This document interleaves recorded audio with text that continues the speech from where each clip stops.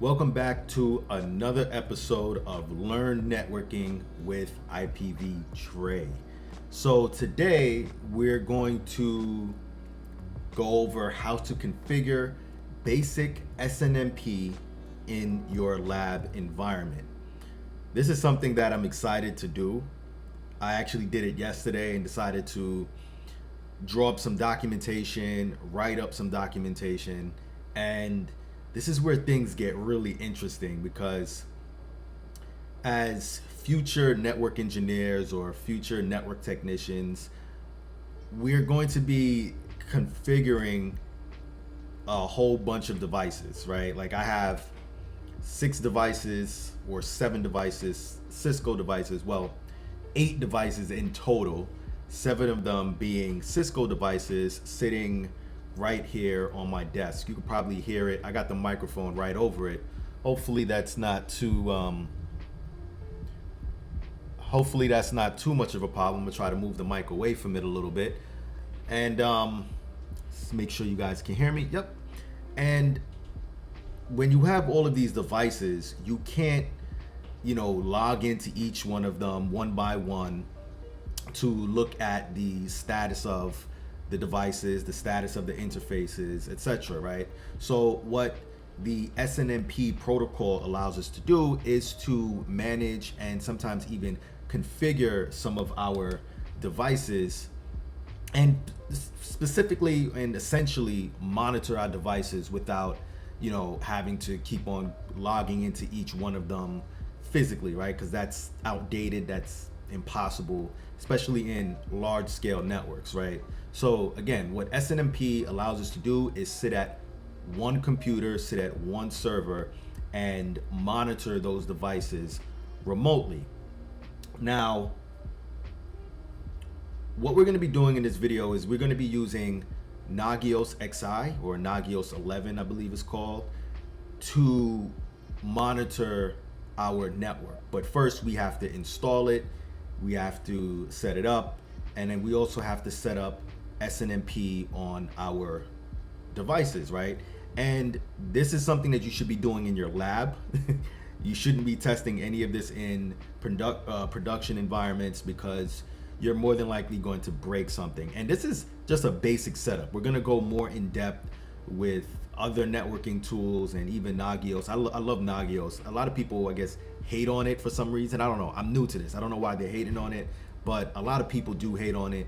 But what I find it to be is very modular. It's very straightforward, self-explanatory, and I downloaded a trial to mess around with it to get familiar with how to do the real deal networking stuff, because I truly believe that this is where it really gets interesting. This is where we really get started with the network engineering technician stuff.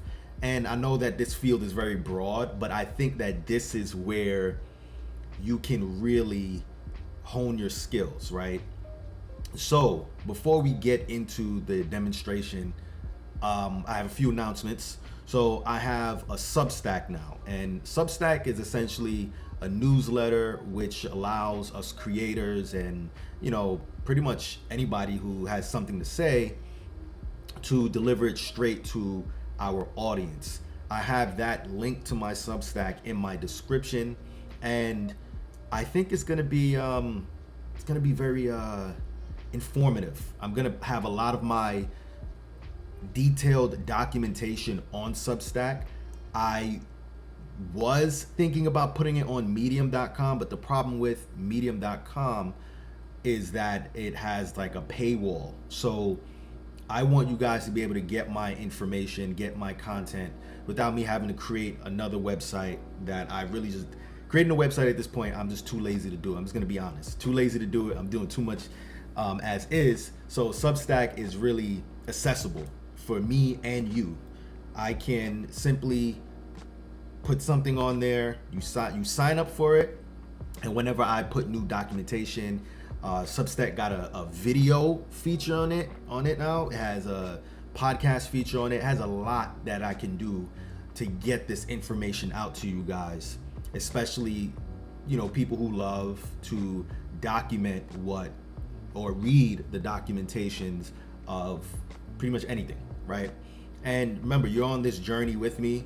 You can pretty much do what I'm doing as well. When you're learning this content, when you're learning this information, you can follow along, document, and learn as you go, right? So make sure that you subscribe to my Substack. Make sure that you are subscribed to this channel.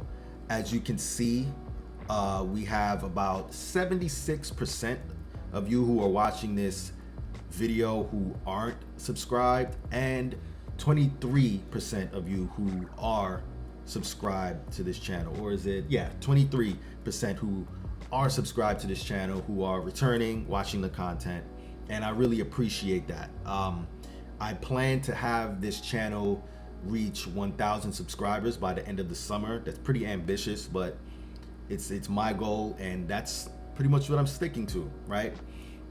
Also comment, let me know if you have any qualms with the format of the video, or if I can do anything that'll make this video a little bit more, I guess, easier to watch or whatever. I'm starting to do timestamps and things of that nature. Someone, I forgot his name, he reached out to me and told me that I need to put timestamps in my video. So that's what I'm starting to do now, and when I remember, that is. And I know that I rant and I babble on, and you guys need to just skip around, so that's okay. So now that we got all that out the way, what are we going to be doing? So yesterday, I configured SNMP for the first time. I've always understood how to configure it intellectually. I've always understood how to, to pull up install the NMS, the network monitoring tool or what have you, but I didn't really know how to put it together. Yesterday, I took some time to put it together. I've been meaning to do that last week, but I went on like 4 interviews last week, and I didn't have much time to do that, and I was doing a whole bunch of other things, right? So now I have the full demonstration that I'm going to do here. So what are you going to need? You're going to need a laptop, a physical lab. You can't do this in Packet Tracer, so you're ideally going to need a physical lab, right? I know that kind of sucks. It's kind of limiting, but I tried to do it in Packet Tracer. You can't do it in Packet Tracer because just pretty much the nature of Packet Tracer is very limited. So you can't do that in Packet Tracer. You can practice the commands in Packet Tracer, but I don't think you can physically configure or even simulate an SNMP, right? So you're gonna need a laptop computer to install your NMS on, right? Nagios XI, that's what we're gonna be using. And you're also gonna need a little lab. And it doesn't require a lot of equipment, right? This is something that's a very basic lab. You can have maybe one router and one switch, or just maybe a router, and you can do this little exercise on, and it's straightforward. If you know how to do it on one router or one switch, then you should be able to do it on pretty much your whole network when you build your network up, right? But ideally, I'm very biased towards getting physical equipment because this is what makes it real. CML, when you're studying for different exams, is perfectly fine, but when it comes to job performance, you want to make sure that you can actually touch the equipment, you know what you're doing, and you're able to explain that to the people that you're interviewing with. And I'm also going to be posting a video about my interview experiences with the jobs that I was interviewing with last week. Didn't get the jobs because of logistical issues, but yeah, that's another topic for another video, right? So let's get into it. You stop rambling on, but you're gonna have the timestamps anyway. So here we go. So what is SNMP, right? SNMP, first and foremost, stands for Simple Network Management Protocol. SNMP helps you to manage your network by collecting data and statistics about your network devices. And this is some A+ stuff, right? SNMP operates using two port numbers, UDP port 61 and UDP port 62. UDP port 61 is used for the agent on the networking devices. So you're gonna have your, I'm gonna turn to the side. Hopefully this is good. So you're gonna have your networking devices, right? You have, let's set up a really simple example, right? So you have your manager right here, right? Let's see if I can make this a little bit slimmer. You have your SNMP manager right here. It's a basic server, and let's say you have like a little router, right?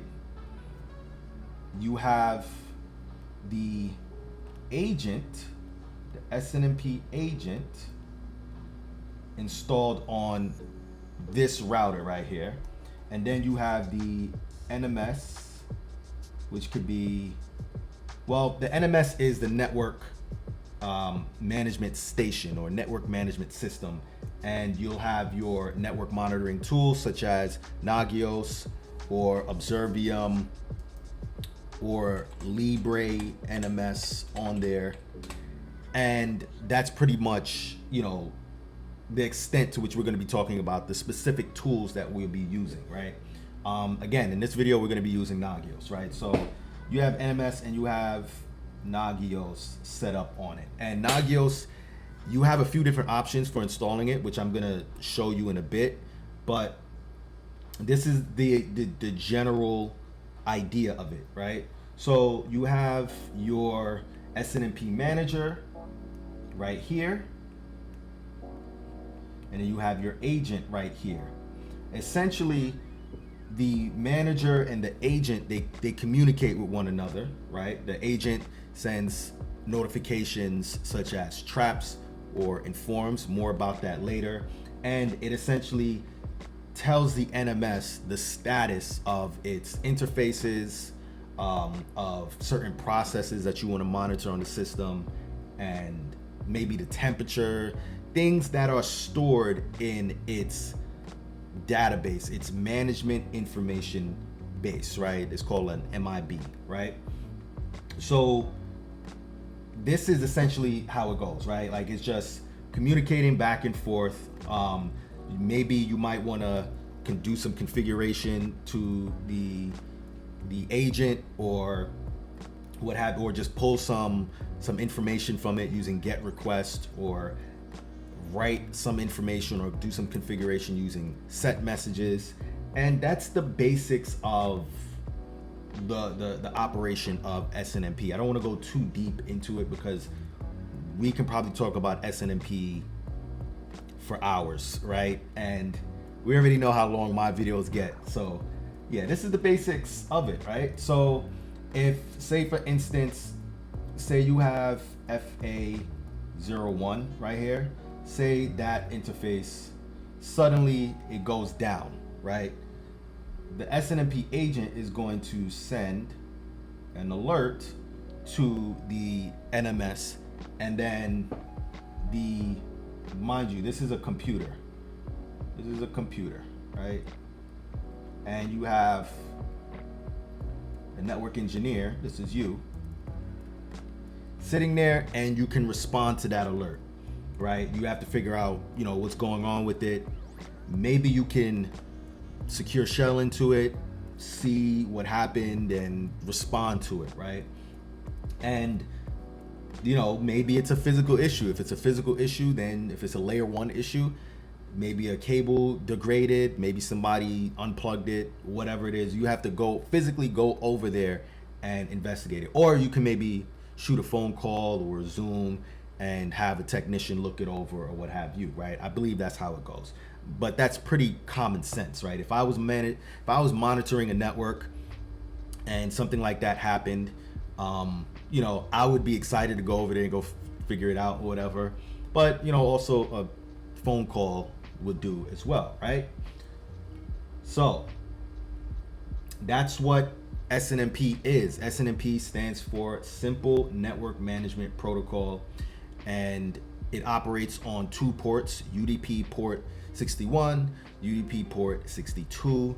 UDP port 61 is for the SNMP agent, and UDP port 162 is for the NMS, right?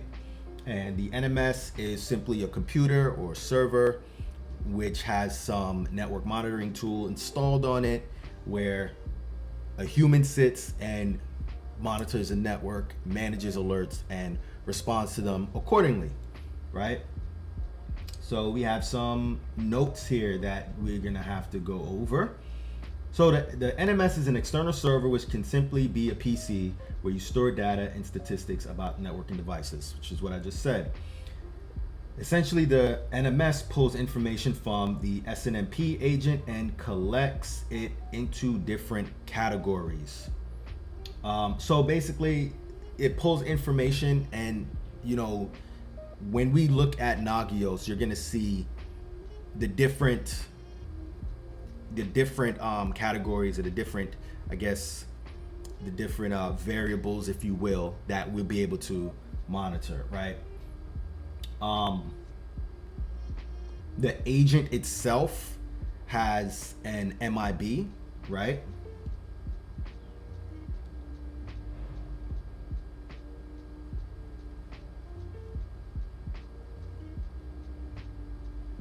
And that MIB typically sits on the agent, right? And let me see.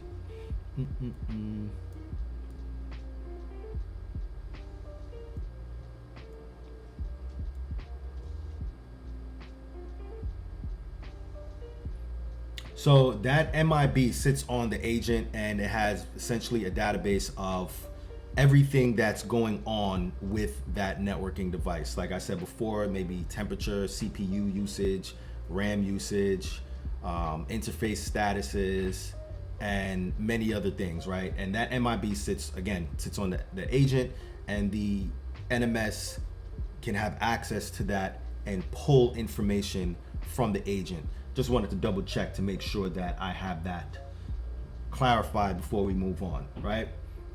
So now SNMP has quite a few versions, right? It has, I believe it had, of course, SNMP version 1.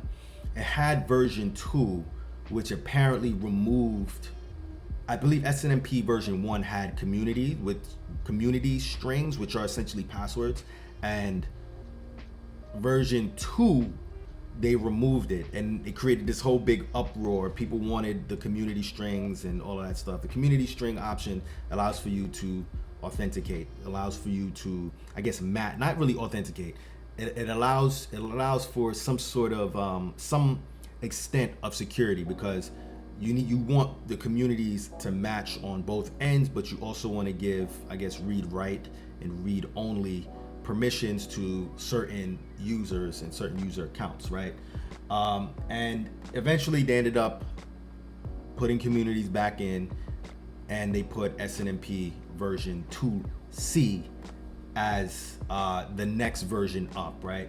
Eventually we got SNMP version 3, which allows for authentication, not with communities, but authentication with, I believe, a username and password. I believe, don't quote me. Let me look real quick. Gotta do the researches.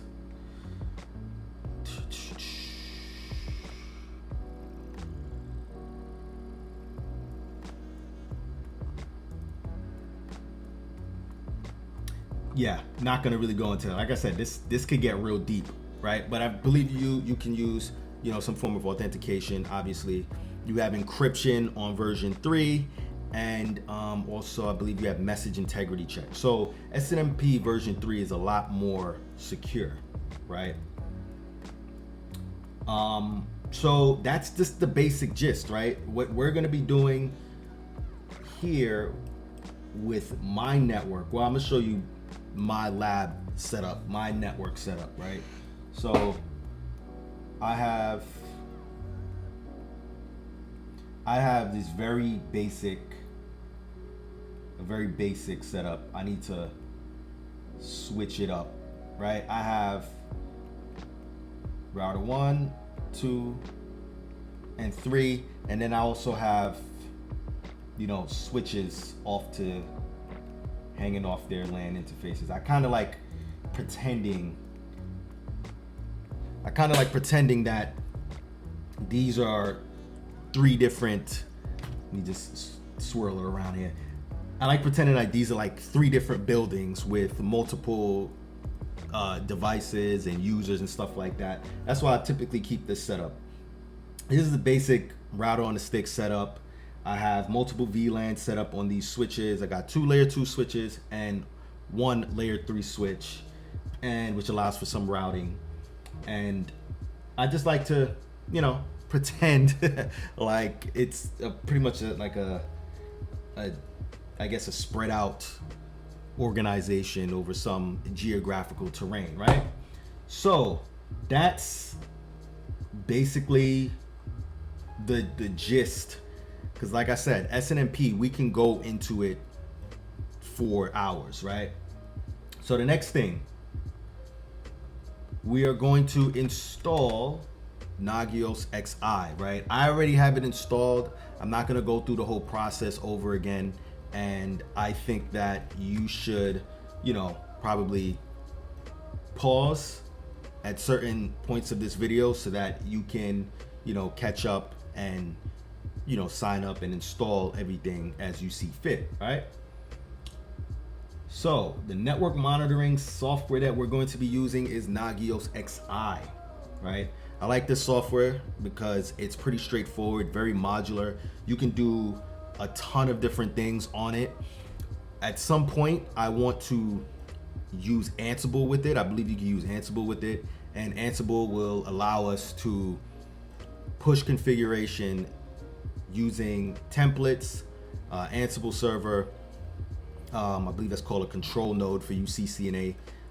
People study for CCNA, and it allows for you to do that without having to be what I heard is called a command line junkie, right? It's really annoying to have to console in to each device to set configurations. Luckily, I have something like this. I have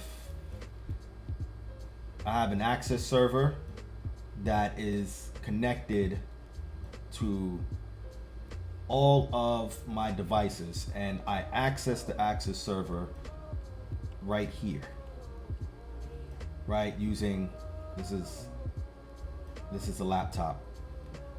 Don't make fun of my drawing. That's a laptop, right? So that's basically how I manage my network right now. I'm looking to, again, use automation and push my configurations, and that's going to be a very involved video when I figure out and master how to do it, right? But for now, we're going to be installing Nagios. This is where you want to go. You want to go right here, right? Nagios.com/products/Nagios XI, right? You can download a free trial. You click right here.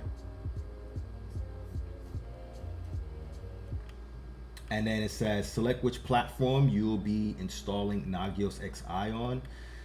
You can do Microsoft. Select Microsoft. If you are installing Nagios XI on Windows, you'll be able to complete the install with a virtual machine, either VMware, Workstation Player, or Hyper-V. That's something I need to start using as well. I need to start using VMware because I heard VMware is better than VirtualBox. But I'm still at the, I guess, the A+ level when it comes to virtualization, because the A+ introduced me, the materials that I was using introduced me to VirtualBox first. It was so easy for me to install it and then throw some virtual machines on it and play around with it, right? Now you have VMware. VMware, again, ESX, and vSphere, right? You can use VMware OVA download. VMware OVA download is a pre-configured virtual machine that can be deployed on VMware Workstation, Sphere, ESX, or using VirtualBox. That's the option that I went with. The OVA is essentially a compressed, pre-configured virtual machine that you can just automatically set up, and it's good to go, right? I don't know when OVAs came out, but I know when I first started using virtualization, I didn't see that option. A year later, now that I'm virtualizing more and doing all of this fancy stuff, it's an available option for me, right? So, or it makes it it's a convenient option for me. Or you can use it for Linux, right? If you would like to perform a manual installation on CentOS, RHEL, I believe that's Red Hat Linux, Ubuntu, or Debian Linux server, please choose this download option. That's if you are a command line junkie, right? You can go straight through the command line and type in all of the commands and it'll install. And that's fun too, but it's for me, it's a little involved for this demonstration. So you click download for VMware, and you can click here for download. If you're using VirtualBox, I highly recommend you use VirtualBox again because it's simple, straightforward. If you're using VMware, you're familiar with VMware, go ahead and do that. And again, the reason why I kind of stay away from VMware is because it's not free, or at least I don't think it's free. If it's free, let me know down in the comment section and I'll jump on that, right? And then you just click download now, right? But you have to fill out some information. First name, last name, business email. For that, I use the private email that's tied to my content creation stuff, the stuff that I do with YouTube, Medium, and all that stuff. That's my business email. I think you can use, I think you're gonna need a private email for that. I'm not sure. Try a public email or maybe an iCloud or something like that. If that doesn't work, maybe reach out to them and see if you can get a copy of this download. But I think it should be good. You should be straight, right? If not, you can probably, trying to think. You can probably try to use another piece of software like Observium or Libra, NMS, but I think you should be able to download that, right? If you don't know how to set up a private email, it's really simple. You can go to like Namecheap.com, GoDaddy.com, any one of the websites that sell domains to you. You can essentially buy a domain from there, use Namecheap, because I think Namecheap is pretty straightforward, create a private email, and then buy a domain, right? You can come up with a domain, buy a domain, and then once you buy a domain costs, some domains are as cheap as like $8, $5, $6 for a whole year. And then you can get an email subscription or an email box, mailbox. You have to set that up. That's a whole other process. But if you're in tech, you can figure that out. It's pretty straightforward, right? So do that and then come back and download this, right? If you're really serious about figuring this stuff out and playing around with it, then you do that, right? So once you finish downloading it, right? You're gonna download it, you're gonna install it, it's gonna go through the whole installation process, and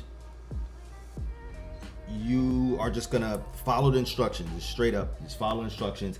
It should just install itself. I don't really remember it being too involved or too complicated, right? And then you're going to get to this screen right here. Let me see something. Yeah, there we go. Such a boob. Anyway, And you're gonna see it has your IP address up top, right?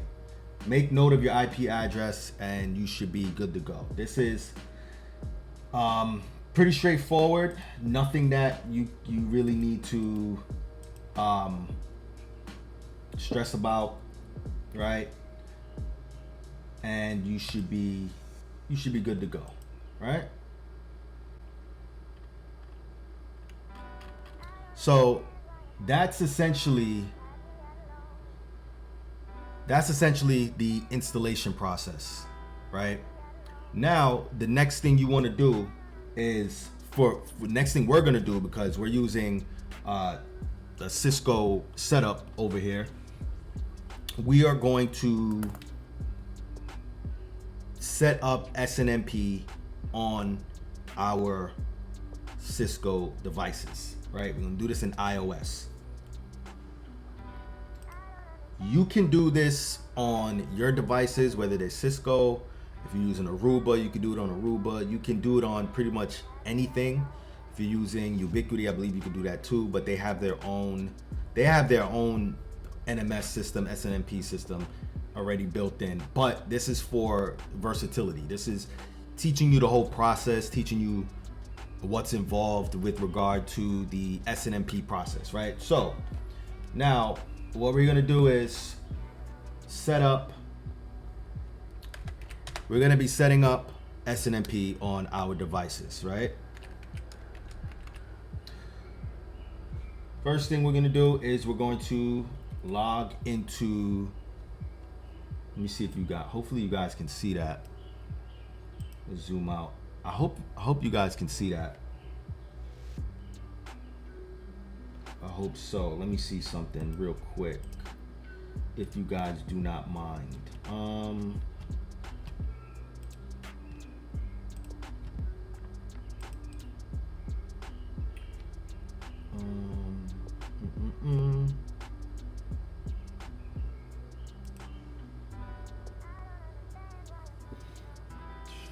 trying to bring the appearance up a little bit so you guys can see it. Let's change the font to, let's change it to 16. I think that should be good. I hope you guys can see that. All right, so what we're gonna do here is we're gonna log into my first router, R1, right? And as I mentioned before, I'm using an Access server. This makes it so much easier to go from device to device. We're gonna set up maybe 2 or 3 routers, depending on the time constraints. I think I might do 2 routers. Might even do a switch. Might be doing 2. Let's do 2 routers and 2 switches, right? So first thing, enable conft. We already have the host name set up, right? So first thing first, we're gonna set up the community string, which is SNMP server. It's a little laggy on my Access server. SNMP community. Let's do SNMP 2C, and we're gonna give it. It's gonna be for the read write, right? We're gonna do read write permissions, even though we're not gonna really be doing any configuration. Right? So we got SNMP server, community, SNMP 2C, RW, right?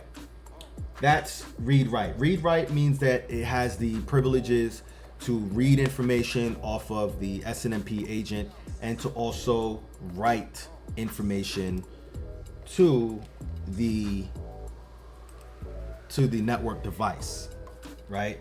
Let me move this over a little bit, because I'll be upset if I close out of OBS while I am recording. We're building it while we're flying it, right? Building while we're flying. Cool. Now, the next thing you need to, well, you don't need to do it, but you can, is SNMP server. You put location. I'll put London. Boom, right? This looks so much better with the font up. I should be doing this on more of a regular basis. And you can just put an email, right? Doesn't really matter. That's how, you know, the network device or the person who, you know, that's how they can be contacted, I guess, right? Don't really know what the, you know, use of that is when everybody's so connected nowadays. Don't necessarily need that, right? So let's go over this command once again. So basically, you know, this is Cisco, right?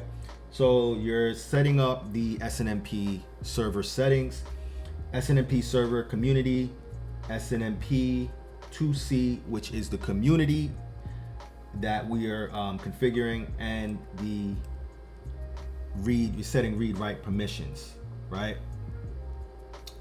So we know that a community is essentially a password, right? And you can set specific passwords for specific allowances, for specific permissions, if you will. If I was to put in SNMP server community, SNMP 2CRO, it would only be for read only permissions. You won't be able to send any configuration or any of the like, right? So that's the basic straightforward configuration of the community. And as we said before, these two commands are for setting the location and the contact of the network devices, right? For, I guess, the people that are that physically have the devices, right? I guess I don't really know, but that's an educated guess, right? So now, the next line is very important. This is where the magic happens, right? SNMP server host. For me, it's going to be 192.168.10.2 version 2C SNMP 2C. Basically, this is essentially setting us up. Let me make sure that, yep, it's the right, making sure that we have the right IP address. So this command is essentially pointing to the SNMP server on our network. I have my SNMP server sitting over here to the right, and that's where it is. That's the IP address for it, right? And it's sitting on my Cisco network. How convenient. So we hit that, we're good to go. Now, the next thing you want to do is, let me read the notes so it's more concise. So this line right here, this line allows for us to identify the SNMP server to which we will be sending messages. Remember when I said that we'll be able to communicate with back and forth between the agent and the NMS. You remember what the NMS is? The NMS is going to be the device that we're going to be sitting at, the device that's sitting right to the right of me. That's the NMS. I have the NMS to my right, and I'll be doing stuff from there, right? Monitoring the device from there, right? And there's two types of messages or notifications. There's traps and there's informs. Now this is a little bit of a bonus, right? Traps are essentially, they're connectionless, right? Just like it's a UDP. These are UDP messages, right? So we send traps using UDP. We don't need a delivery acknowledgement. We don't need any type of feedback from the NMS that it got it, right? So that's one type of notification. Another type of notification is an inform.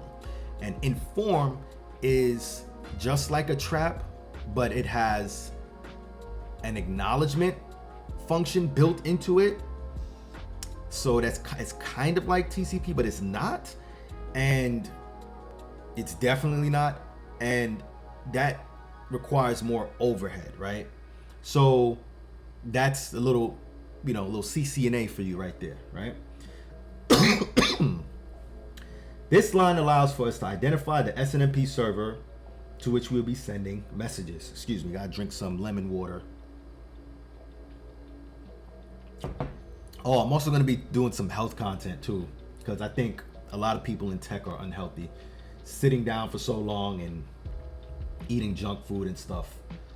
Anyway, also keep in mind that the SNMP agents send two types of messages: traps and informs. Traps are sent without needing acknowledgement. Informs require acknowledgement from the SNMP server, or they will time out and send again. Yeah, so if the inform is not acknowledged, it'll time out and it'll send again. It'll try again. If SNMP uses UDP, how are inform messages using acknowledgement? Well, the very nature of inform messages has built-in delivery acknowledgement, which means more overhead, as you can imagine, right? I love the notes that I take. Really helps me to stay on track. But in order to even take full advantage of traps, you have to enable them using this command. So now you're going to have to enable the sending of traps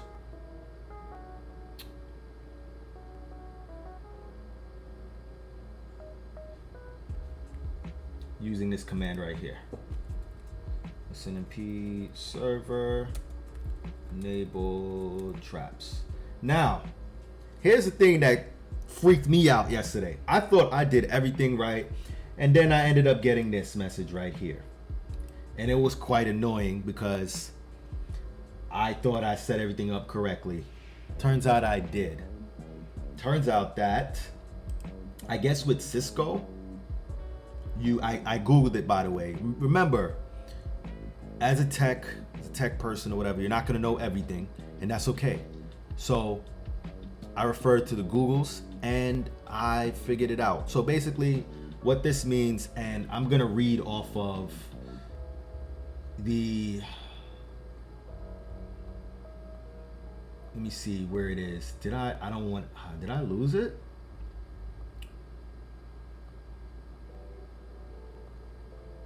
Yeah, I'm gonna read off of the message board that I found. This is why I love the time that we're living in, because we can essentially just Google and we find the answer, right? So basically, someone was doing the same thing that I was doing. They was configuring SNMP. They was setting it all up, and they couldn't understand why they got the same message that I got right here, right? Got the same message, right? Someone said, anyone can explain the below. I want to enable SNMP traps, and the router gave me the below error message. Same error message that I have highlighted right here. So now it says, cannot enable both sham link state change interface traps. Don't know what sham means. New sham link interface trap not enabled. Don't know what that means. But a very intelligent man said the error does not mean that traps have not been enabled, but says traps about OSPF sham link changes will not be sent. And funny enough, I have OSPF running on my 3 routers, and yeah, I got that message, right? And it says in order to send them, you would need the FOLL commands. I don't know what that means. Fall commands, or is it the following commands? Maybe that's what he meant to write. And here we go. These are the SNMP commands that we're gonna type in so that we can have the traps for OSPF set, right? Server enable traps OSPF Cisco specific errors config error, right? And it's the same, essentially the same thing for the next command, errors sham link. There we go. We've just enabled traps for OSPF. So it's a thing of beauty. Now, we always want to, whenever we're configuring, we verify. This is very important for the exam as well. You want to be able to configure and verify. You want to know what you, because sometimes you can configure something and then you think that you got the right answer and you think that that's what it is, but you need to also be able to verify what you did. And how we do that is we could just do a simple show run. Since I'm in config mode, I'm gonna do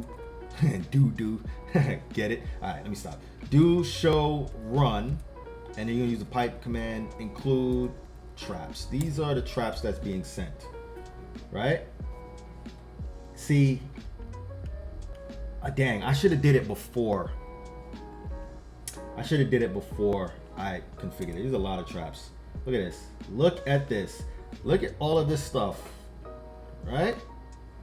Look at everything that's going to be sent, right? So we can see the OSPF errors here, right?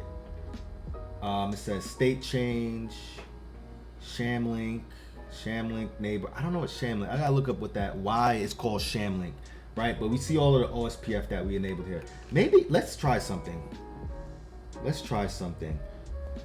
When we want to remove a command, we just put no in front of it, right? That's for errors Shamlink. And then we're just pressing up, right? No. And then now let's do show run,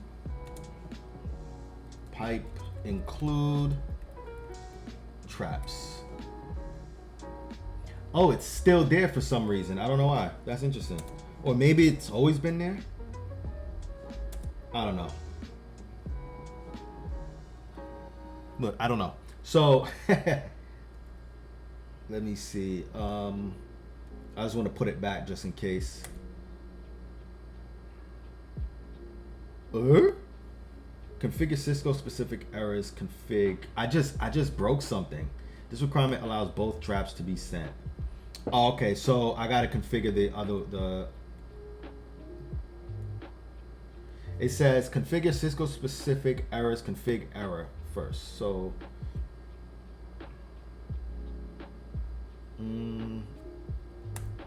That's where it is, and then that one. Okay, cool. See, this is what I love about labbing in my lab, not a production environment, nor on my own home network.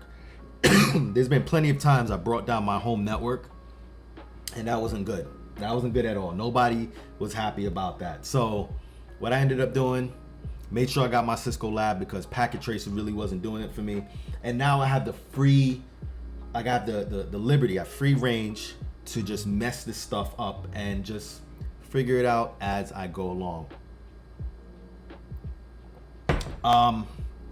Yeah, make sure y'all drink a lot of water. It's important. So basically that's what we did.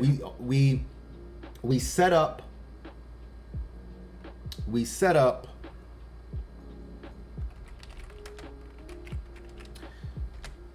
SNMP on router 1. That's what we did. So we're gonna do it on router 2 also. Let's go to router 2. Let's do it on router 2. And this is the most annoying part. Okay, yeah, we're back into the access server. Get an access server because access servers are really convenient. They're really convenient. They allow for you to switch back and forth from each device seamlessly, almost seamlessly, and you can, you don't have to keep plugging your cables in and out and stuff like that, right? So right now we're going to set up SNMP on router 2.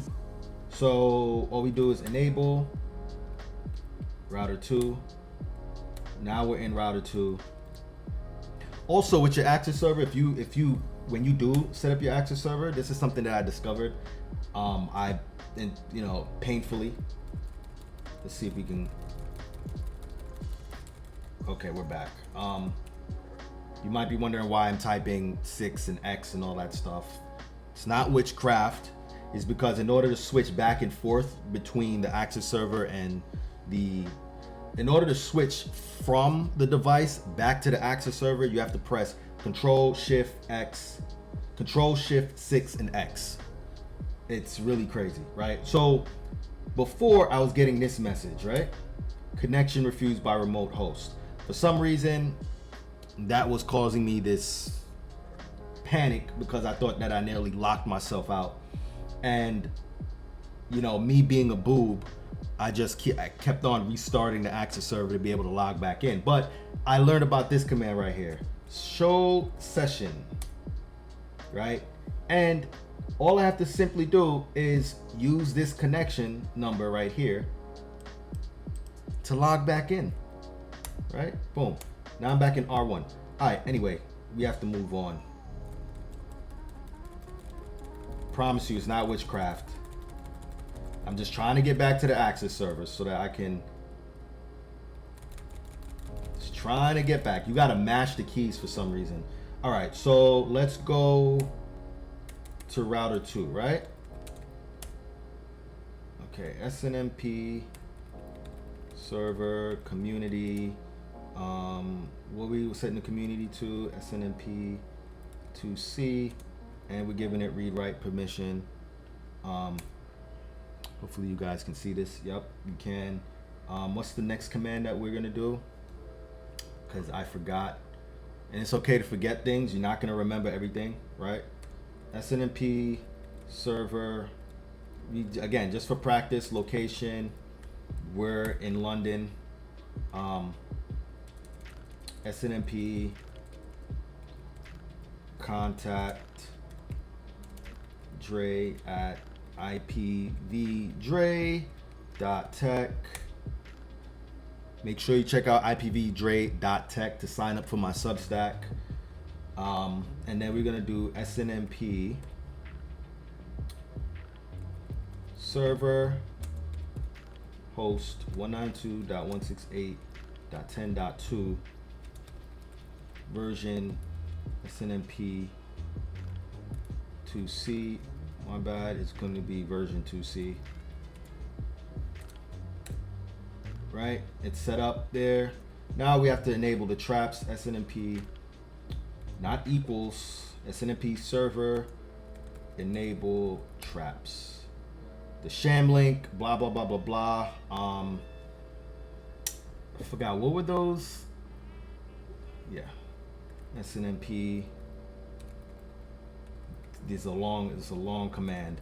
Enable traps OSPF Cisco specific errors config error. I can't spell for some reason.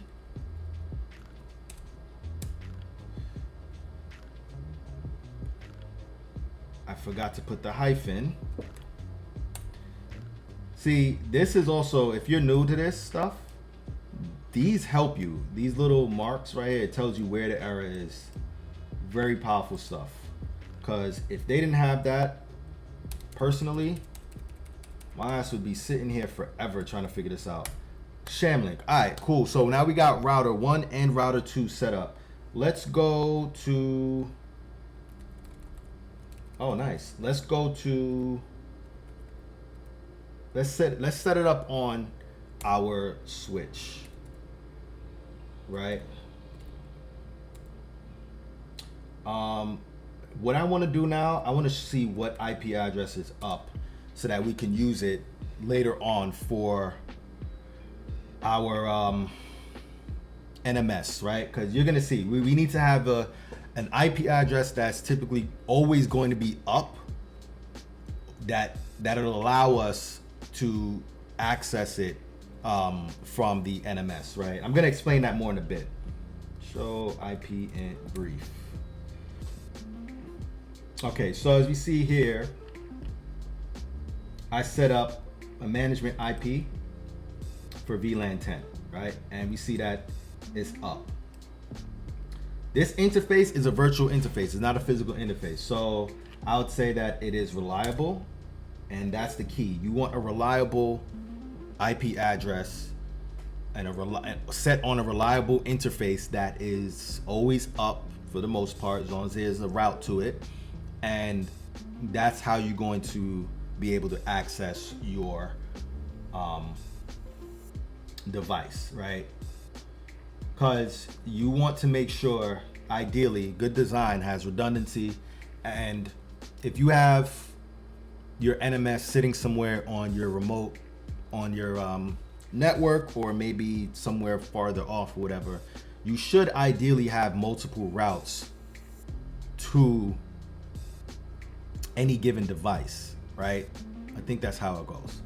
I'm trying to think about the design in my head, but yeah, you should have multiple routes to any given device, just as long as it's not. See, that gets tricky if you have STP and you have multiple switches and stuff like that. But with regard to routing, you should have multiple routes. Yeah, which is built into the routing process as is. Let's not go too deep in that because I'm getting sidetracked. Let's not get too sidetracked. Now, we know this IP address right here. Do I need to write it down? No, I don't need to write that down. I could remember it. But I need to remember, I need two more pieces of information.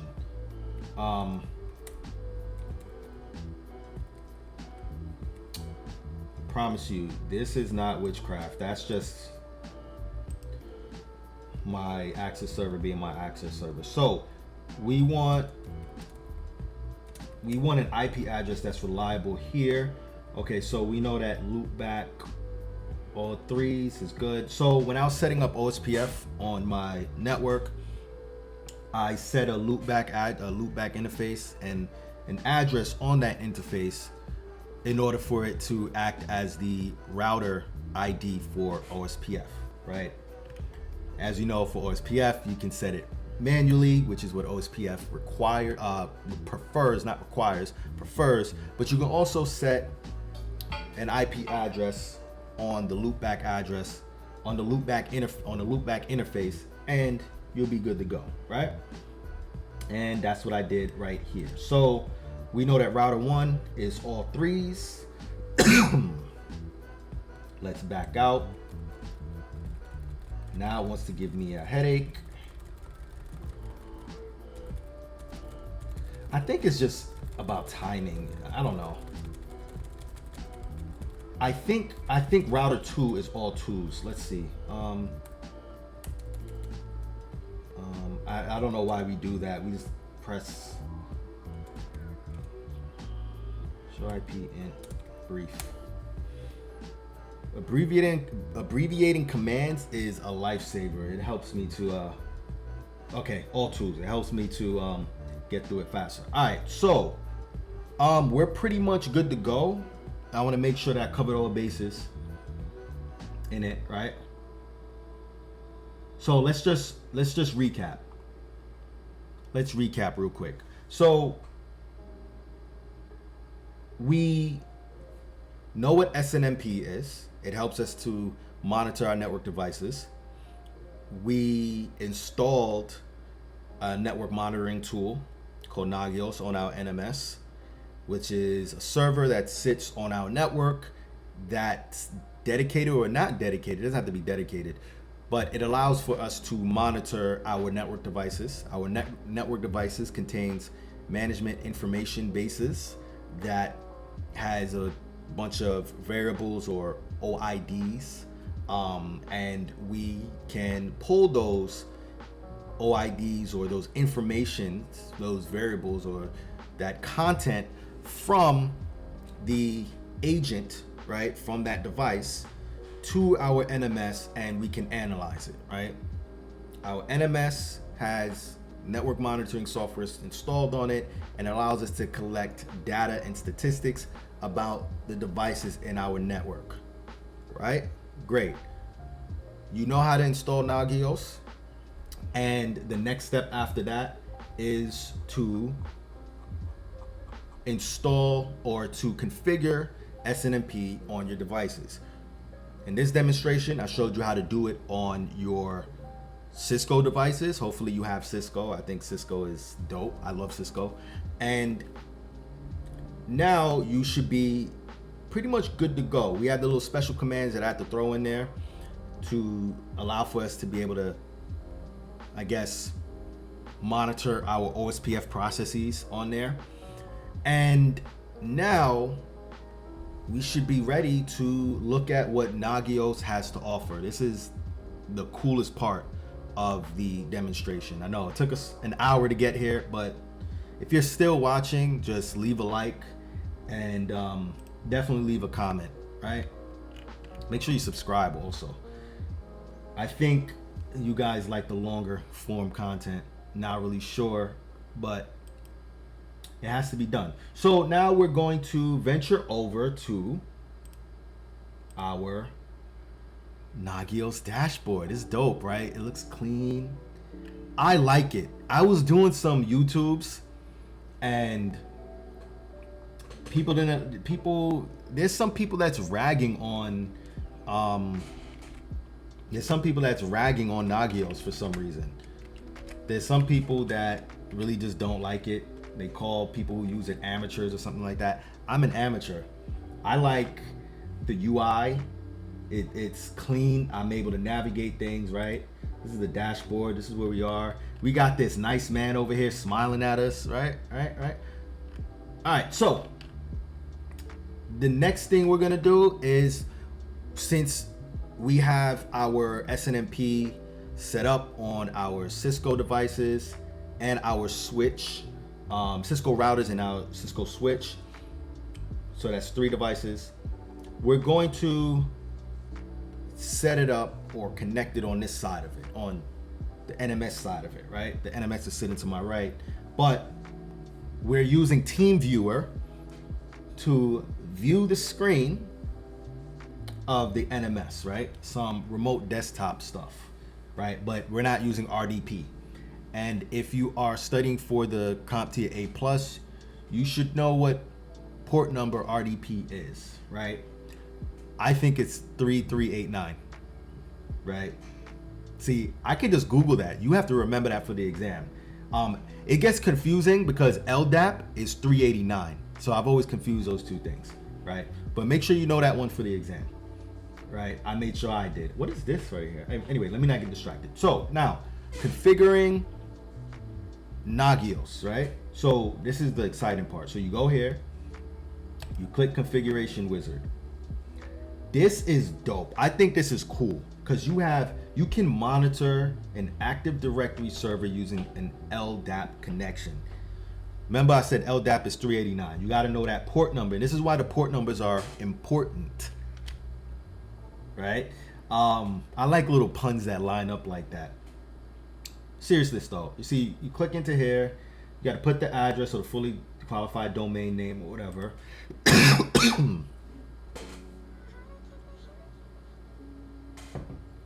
And you have so many other options. You got Amazon EC2 monitor and Amazon EC2 instance. I'm aware that you can do this with other platforms. I know that, but I guess it's just, I don't know. I like Nagios. How much does it cost? I'm thinking about buying it. I like to support, but monitor and Amazon S3 bucket, I don't even know what that is, but you have so many options. Linode, I think that's something that a lot of people, like Linux SNMP, monitor Linux workstation or server using SNMP. You can do Mac, Office 365. See, this is what I'm talking about when I say that this is where it all comes together, at least for me. Yes, we could play on layer 1, installing the networks, and we could play with the devices, and we can be a CLI junkie, but the power is in the software. You can sit at some software and you can manage your network. And it's important because, if you're working at an MSP and or maybe you're a consultant, or maybe you know, whatever it is, right? You want to be able to maximize your efficiency, and walking over to a device every 5 minutes because, you know, you're trying to figure something out, that's not efficient. And we have this beautiful software here that we can just log in, and we can, you know, manage the devices straight from the screen, right? Straight from our laptop. I'm doing this all on the laptop. My NMS is sitting to my right, right? Now, let me stop rambling. Now we're gonna set up router 1, right? Remember, you gotta remember your port numbers. The port of the network device. This is where the agent can be reached on the network device. So the IP address, we're gonna use the loopback address of router 1, which is 3.3.3.3. You can see I did this already, right? And what was the password? SNMP2C. That is the community, right? And you see we have options here. We can use SNMP version 1, SNMP version 2, SNMP version 3. See, the difference here is these are security levels. I need to dive into the security levels and how all of that works. See, yes, SNMP version 3. See, I was kind of forgetting it. You can use a username, authentication password. You have the protocol, the authentication protocol, which are different hashing algorithms, privacy password, privacy protocol. Don't know what that is, but let's keep moving. See, 2C is simple to set up. You just use a community string, not the most secure that we have, which is where we're gonna start learning SNMP version 3, but I'm not gonna really go too deep in it on these videos. Now we move forward. Input rate 50%, input rate 80%. I don't know what this is. Critical threshold. Yeah, warning threshold, warning threshold. See, I think these are ways that you can kind of monitor or kind of set the thresholds, because I think you're setting the sensitivity of the alerts. I believe that's what it is. I'm still learning more about this stuff, but you're kind of setting the sensitivity of it, because you don't want alerts for things that aren't that serious, right? I think that's what's going on right here. Maybe one of you guys can tell me. Next, configuration wizard, right? This is so great. Now look at this. This is the magic right here. It's telling me all about the ports, the physical interfaces, and not physical interface, because these aren't physical interfaces. This is router on a stick. See, this is why you need to learn this stuff with regard to like router on a stick and all that stuff. This is a sub interface, which is just a virtual interface, right? And it is attached to its up status. Its status is attached to this port's physical status, and we're gonna play around with that. I'm gonna shut that. No, you know what? I'm not gonna shut that down, because if we shut that down, we're more than likely gonna lose connectivity. I'm not gonna do that. But if I were to shut this port down, these two would go down as well. If I was to be, matter of fact, no, we're gonna do that. We're gonna actually shut it down, and we're gonna see an alert on here. We're gonna play around with the alerts and stuff and see what happens, right? So we're gonna shut this down, and we're gonna see what happens to these two, right? So this is really like what I find to be so cool. I know if you're watching this and you're advanced and you're a Cisco brainiac or a network engineering brainiac, I know this is nothing to you, but this means a lot to me, because this is fun, right? And we see the different speeds here. This is serial links. I'm using a serial link, as you can see, between this is router 1, right? So I'm using serial links between each router. These serial links are representative of the connections between router 1 and router 3 and router 1 and router 2, right? And it says the speed here and all of that. I'm excited. So again, this is giving us options as to which interfaces we want to monitor. Now, click next. This is not that serious. I mean, for this demonstration, I'm just clicking through. You can just set all of this up.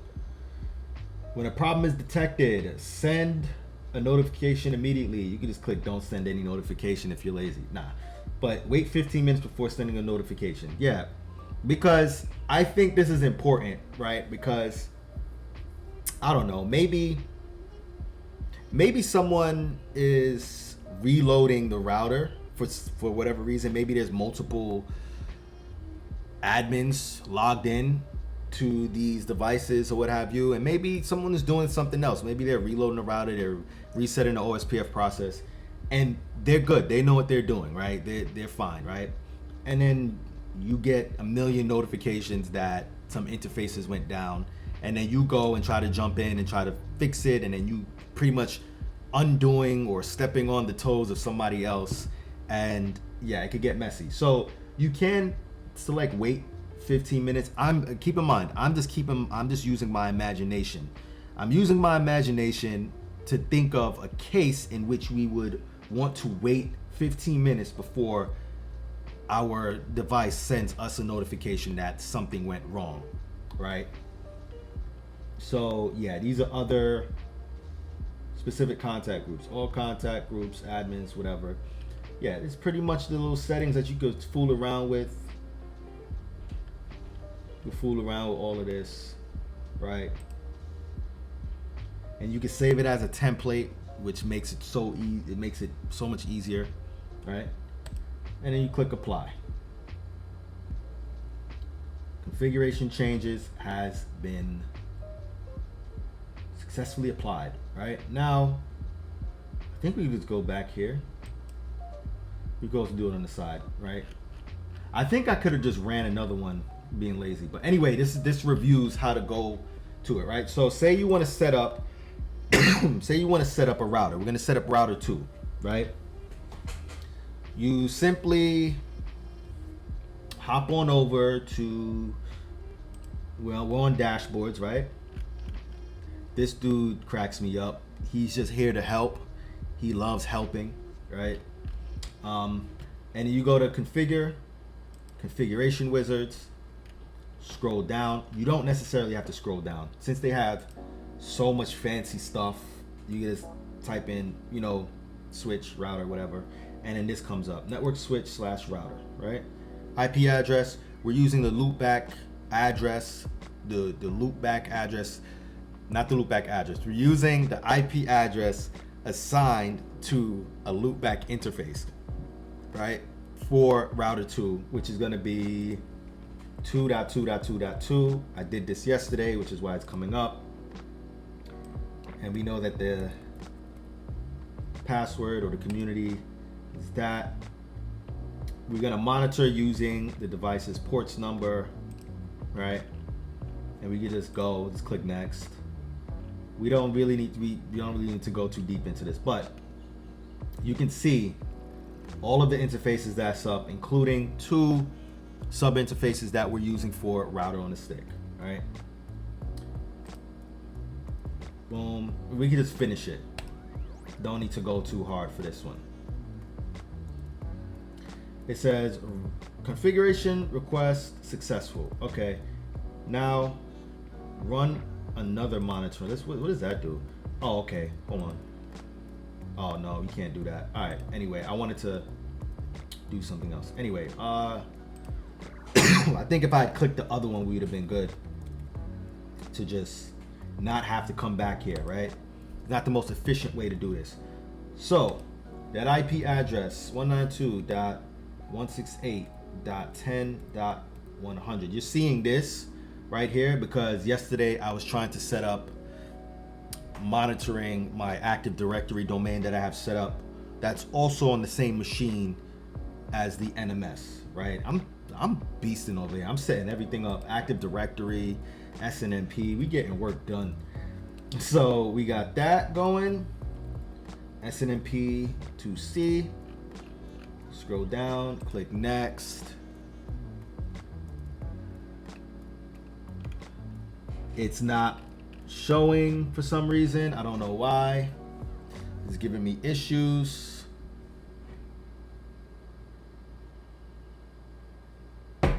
I don't know what that was. That was super slow for no reason. Oh, okay. No ports were detected on the switch. Possible reason. The switch is currently down. The switch does not exist. SNMP is disabled. Let me see something. I think I know why. Gotta troubleshoot real quick. I think I know why. Okay, let's get out of here. We need to get out of here. And this is layer 2 switch. Nope. Let me show sessions, and let's go to 3. Let's see what is going on. I think I have an idea. I know why. So this is gonna be, see, I can use a different IP address, but I know why, what's going on. Do show IP in brief. It says it's up, right? This is the tricky thing, because I wanted to use, and again, this is CCNA stuff. This is stuff that you have to know. VLAN 10, right? It says it's up, right? But to my knowledge, it's not. So what I'm gonna have to do is, dang, I'm looking for another device to see if I have another device that I can use.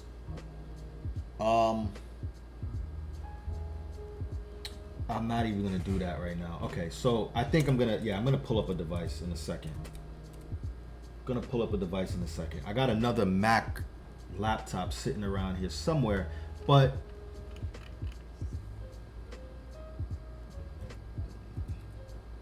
do show VLANs. Oops, do show VLAN. All right, so active VLANs, VLAN 10. No, VLAN 10 is up. So what am I? Let me see something.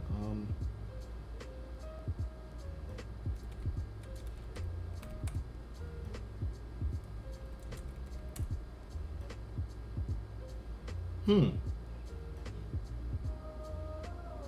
wondering why it's not allowing me to use that. Let's see.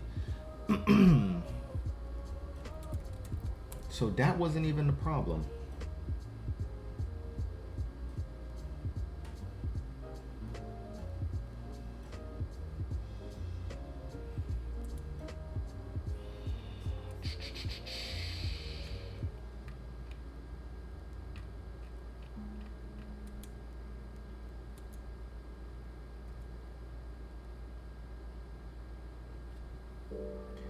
VLAN 10.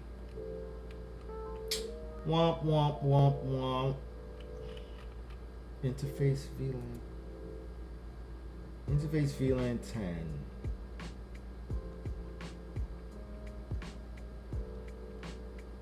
Yeah, I have secure shell set up and all of that on there. Let me see if I can ping it. Let me see if I can even ping it.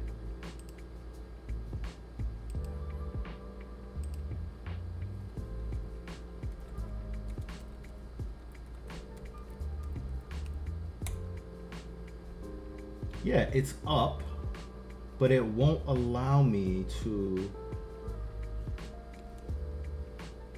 See, that's troubleshooting right there. So we know that it's up. See, this is completely unscripted. I didn't know that we were gonna bump into this. Let's see. Host name. No ports were detected on the switch. Possible reasons. No ports were detected. You know what? I don't know. I'll be right back. I don't know. But we're gonna have to move on. But let me see. What else do we have? So this is where we are. We're stuck right here, right? So we just root user and execute the following command. I don't know. We're not gonna do all of that. But we'll finish this right here. And when you're done setting up your devices or what have you, I think you can run it again. Yeah, you run it again and you're able to set up another device, right? So let's see here. Let's just navigate a little bit. So we go back home, right? And yeah, we're gonna play around a little bit. So network outages, no outages at this time, right? So let's go back here. Let's do a tactical overview. There's some unhandled problems. I don't know what's going on here. So interface 00 is administratively down. That was, when was that? That was just now. Wait, when did this happen? You can see the time. It says 12:15. It went down. When did it go down? I think it's up. It should be good. Let's see. Just gonna look around real quick.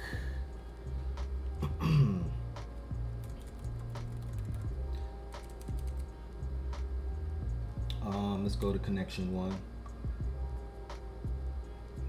Okay, so it's closed. Let's log back in. It timed me out. So show IP in brief.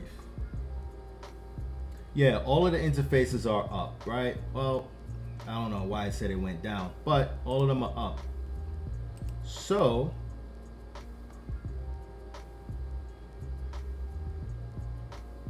see, this is essentially what it's all about, right? You come to these little interfaces, and it'll tell you what's going on with the networking device, and you can kind of like figure it out, right? So operations, what I want to do is I want this to send us an alert that interface F01 is down, right? So on router 1, that is. So we can go into comp T and FA01, shut it down, and let's see what happens. Let's see what notifications we have for us when we go back. Right? It should update soon. All right, now you can see that we're back up. Right? Before we lost connection and we saw these critical errors come up, right? I mean, you didn't really see it. We lost connection, and that wasn't that wasn't nice, right? We ended up losing connection to our device, which we're using TeamViewer to connect to. And all of that is happening over the internet because my laptop is on a whole different network, and we're connected to the internet using my Cisco routers, and everything is routed through one default router, which is called the ASBR, if you will, because we're running OSPF, CCNA level topics that we're talking about here, and we completely lost connection once we shut down that one port, right? If something like that happens, I guess in a production environment, I guess the engineer or the technician would have to physically walk over to the wherever it is and figure out what it is, right? But now we're good to go. Everything is up. The ports are up, and yeah, we're good to go. So yeah, this is pretty much the gist of it.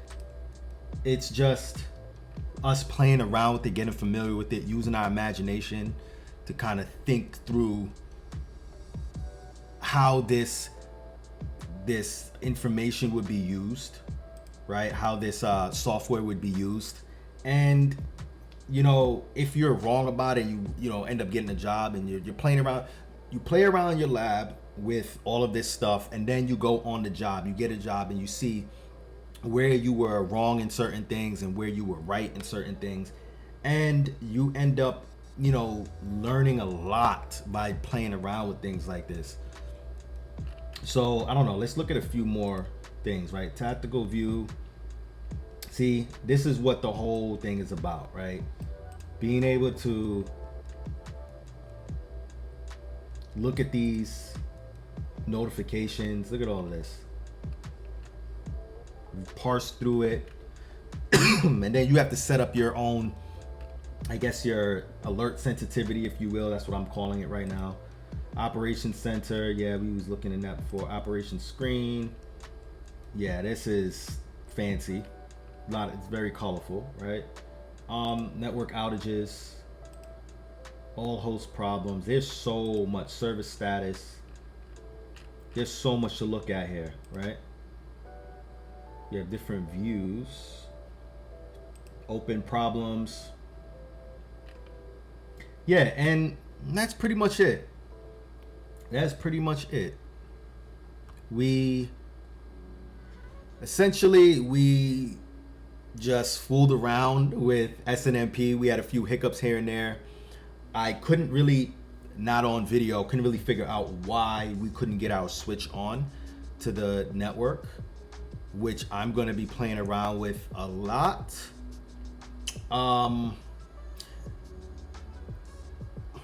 Yeah, I'm still thinking about it. Still can't figure out why we couldn't get it onto the network, onto the NMS, why we couldn't monitor it from the NMS. But that's how it goes sometimes. You know, it's not all perfect. Sometimes you'll play around with things and you get stumped, and then you go take a walk and then you figure it out later. And it sticks with you longer like that when you run into problems and things don't go as smooth as you want it to go.